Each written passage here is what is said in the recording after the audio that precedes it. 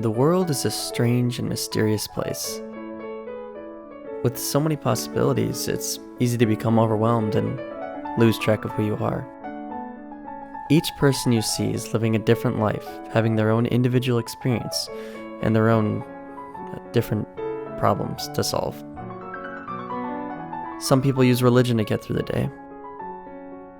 And the non-believers, well, they look elsewhere. Others latch onto different sorts of things. There's even those that believe they can simply manufacture their own experience, that destiny is just a ball of clay waiting to be turned into something better. But if you're anything like me, sometimes you just cruise through life looking down at the ground. And you end up in places you never really expected to be in. Just a little lost, kind of forcing a smile. One that you don't even really believe in. But after a little self-reflection, you might think, maybe I'm not lost, I'm just trying to find something I've lost. Or maybe something you've never even had. I grew up with my grandparents in the house, and we were never really allowed to have pets. And I'm also kind of allergic to everything, but I've always wondered, was I missing out on some deeper companionship that helped you get closer to people? Or even helped you deal with loss when it eventually came? But maybe the best way to find out why it's hard for you to deal with losing things is to just ask other people. Gonna be honest, I usually ask my mom to find it for me if I really lost something, because mom has eagle eyes for some reason, and I'm awful at finding stuff. You know what's so funny about that? No, okay, she has ran away twice, and it was the worst thing of my entire life. I don't get attached to objects that much, to be honest. It's hard for me too. I've never been a huge, object-oriented person.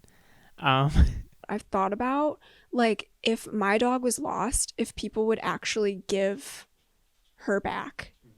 Because, yeah, she's our dog, but then who's to say that they can't just, keep her? You know? Because, I don't know why, but we boxed his fur up. My mom liked his fur a lot. And then these are his ashes in this coolly labeled box of Jed.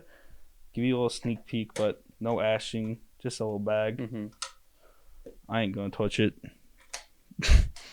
And then this is his paw print. I think it has to help with acceptance too, because it's we've accepted that he's gone, but we want to keep something so that we remember that he was here, or to keep a part of him so that he is still here with us, at least in our soul, I guess. Mm-hmm. But yeah, losing something, whether it's an item or a pet or a person or even something else, it's inevitable. It's going to happen. You're gonna lose something. It's you then know for next time, okay, this is what I now know in the back of my head. If I didn't like how I reacted before, this is how I can react. You tuck that away in your pocket and you use it for next time. I told myself everything I want to remember and keep has to fit in this box. If there's too much stuff, then I have to get rid of something else, kind of thing. I'll try to hold this with one hand.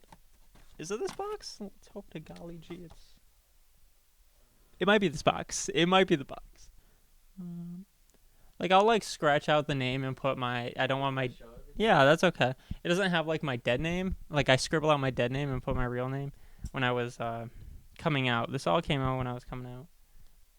Yeah, but I used to scribble all over them. And that's another thing, I will never be able to get those back. And there was something so satisfying about just destroying it. So that girl I lost my virginity to, right before we broke up, it was around Valentine's Day, she sent me a little gift. And so you have like flowers on the top here. It's made out of duct tape, like very like high school, you know, you make little arts and crafts for people. Yeah. But if you look in here, I didn't notice this when I first got it, but it's just all of her hair. Yeah. But why keep it? It's really funny. It's really funny to keep. It's really funny. Like, why not? Like, it's so outrageous. It was like the same week that I got it. It was like, like, you took my virginity. Here's a clump of my hair. Like, that was her thought process during it. And I was like, shit, okay. I earned this. You know? Yeah. I gained my asexuality and I gained my, a clump of a girl's hair. Trying to decide what to hold on to is difficult. Sometimes the past can be a painful reminder of the person you used to be. But it can also be the first tool in creating that newer, better version of yourself. The kind of person who's in control of their own destiny.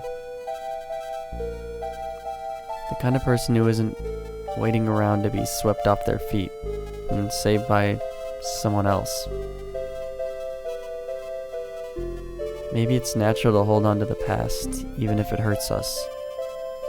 But when you hold on to too much of anything for too long, it can start to bottle up inside of you. And with enough tension and enough time, eventually, it'll start to break you too. And the more and more you try to hide it, the deeper and deeper the hole you've dug for yourself seems to get.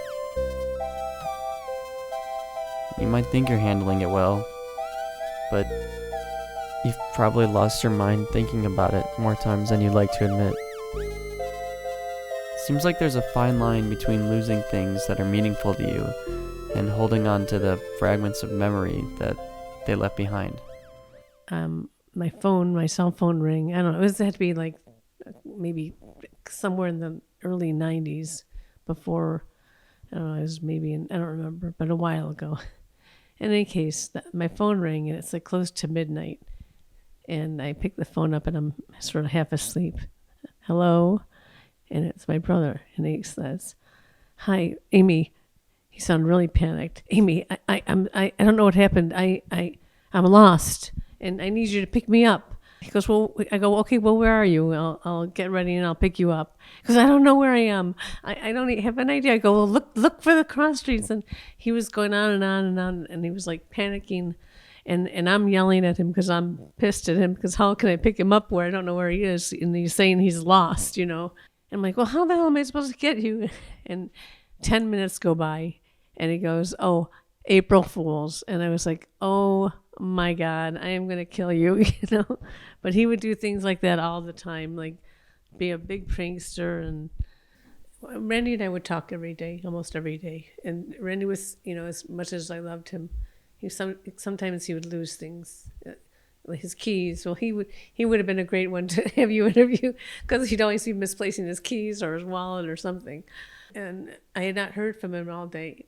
So, but I didn't know how to get a hold of him because I didn't know anybody's number. I didn't keep in touch with his friends. And somehow I found a friend of his who lived in the complex. I don't know how, just a fluke that I happened to find her number in my phone book.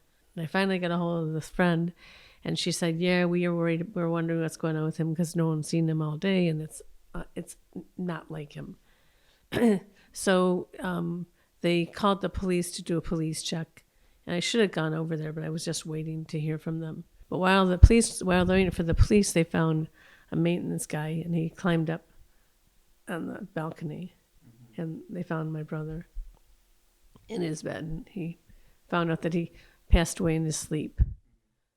And the policeman officer answered the phone, and he told me what happened. And we never found out exactly why. In the Jewish religion, you're not supposed to do autopsies. But I had to tell Papa. I had to tell your grandfather, my father, yeah. And I had to tell you and Justin, and you know it was hard.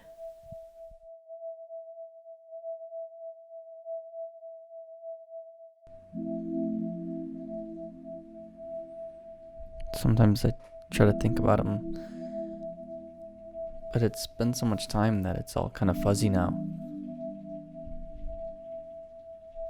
And I didn't even know that much about him when I knew him. But when I think back, I just remember this fucking dog. She went everywhere with him. And she was really dependent on him. And he was really dependent on her too. Her name was Danielle. She smelled like cigarettes. And one day, she got sick, and my mom and my uncle had to take her to the vet. And then she just died. And then he just died. Not long after.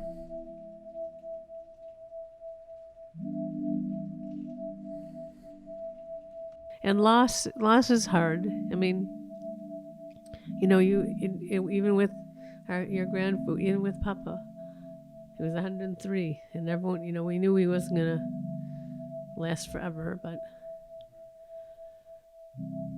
you know, and with Randy, it was more difficult. I don't know. I wouldn't say more difficult, just different, you know.